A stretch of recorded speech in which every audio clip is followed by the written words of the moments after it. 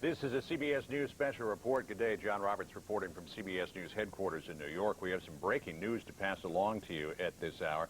In just a few minutes, at a press conference in Baton Rouge, Michael Chertoff, the Secretary of Homeland Security, is expected to announce that Michael Brown, the head of FEMA, is off the job of hurricane relief. He is not losing his job at FEMA, as far as we know at this point. He is just being taken off as the chief of hurricane relief efforts for Hurricane Katrina and the devastation there.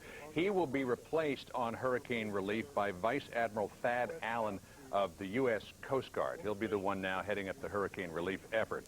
Mike Brown has come under an extraordinary amount of criticism for the lack of response, the sluggishness of the response by the Federal Emergency Management Agency in the wake of Hurricane Katrina. Obviously, the criticism that's being leveled at him is also taking fire at the White House. So a decision has been made that he will no longer be in charge of the Hurricane Katrina relief efforts. That job will now be handed over to Vice Admiral Thad Allen of the U.S. Coast Guard. It's just an extraordinary move.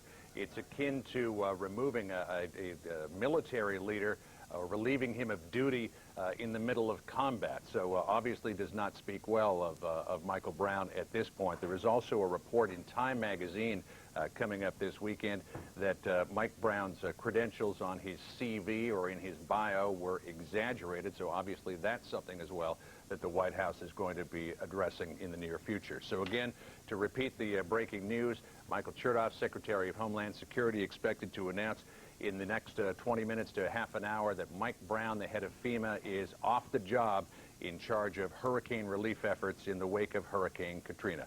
We'll be back as developments warrant. We'll have more on the story coming up on your local news as well as tonight on the CBS Evening News. Until then, John Roberts, CBS News in New York, now returning you to the U.S. Open.